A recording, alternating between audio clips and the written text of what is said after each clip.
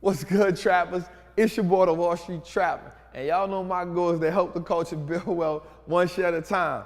So right now what I'm gonna do is, I'm gonna take y'all inside the trap house and we're gonna talk about why you shouldn't buy the dip. Come trap with me. So listen, I'm about to break this brick down to all dimes for y'all. Y'all know what I do, man.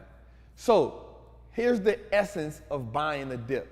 The dip simply means anytime a stock decreases or declines, that is considered a dip.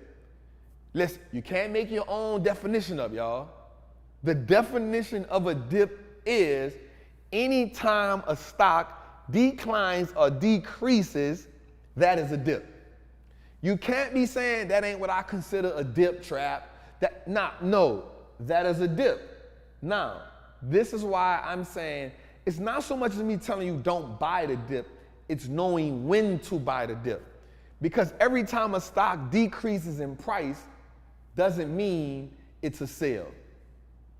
So what happens is most time people get on TV, they see the market is red. Yo, trap, the market is red. It's a sale right now. Well, the stock market only down 1%. So you have to find where to sell at. So here's the thing, let's talk about it. Let's say you bought this stock right here, XYZ cat food, at $100. After you did your valuations, after you did your homework, after you did your research, you saw that this stock was worth $100 and you bought in. So cool, you bought that stock. You watched that stock go up to 185. It went up to 185. You made $85. And then it went down from 185 to 175. In essence, and by law, from 185 to 175 is a dip. It's a dip. I get it. That ain't a big enough dip, trap, but it's a dip. So this is not on sale. Now, what if you say, you know what, trap, I don't want to buy that 175. Some news came out, some sellers sold some more shares, it went from 175 to 165. Now I'm hoping that you don't just get out of the stock completely. But would you buy that 165? That's not a dip. I mean, that's a dip, but is that a buying point if you bought it here at 100? So now what happens is, let's say you did buy it at 165 or 175. Let's say you did buy it at that price, right? And then it went to 150.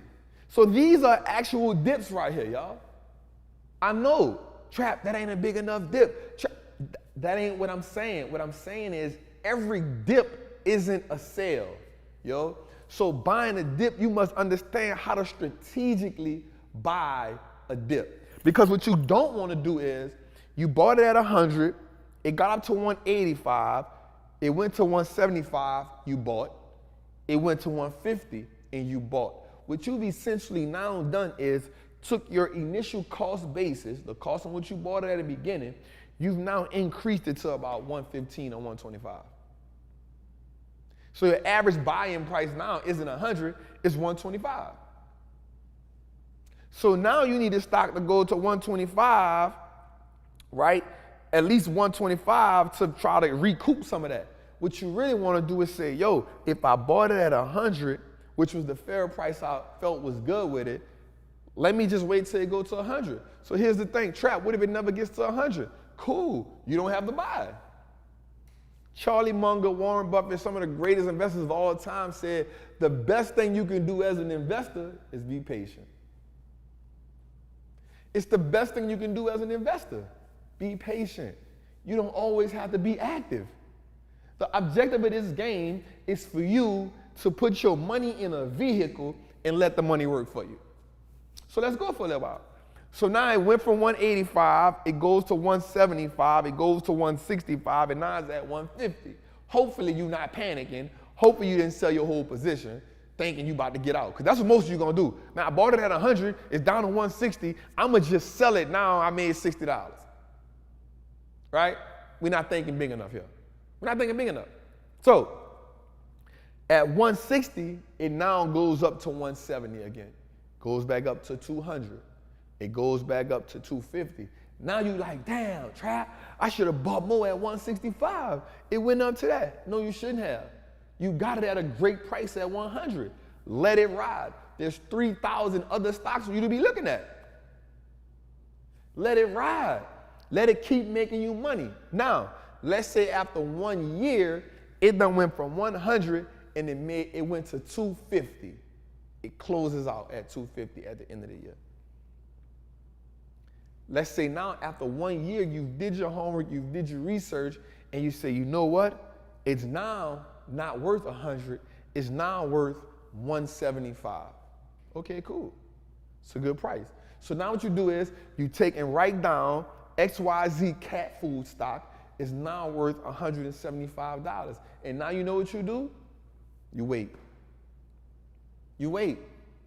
You're making money. The stock is showing you that it's performing. One of the things I've learned that the market will do is reward your patience.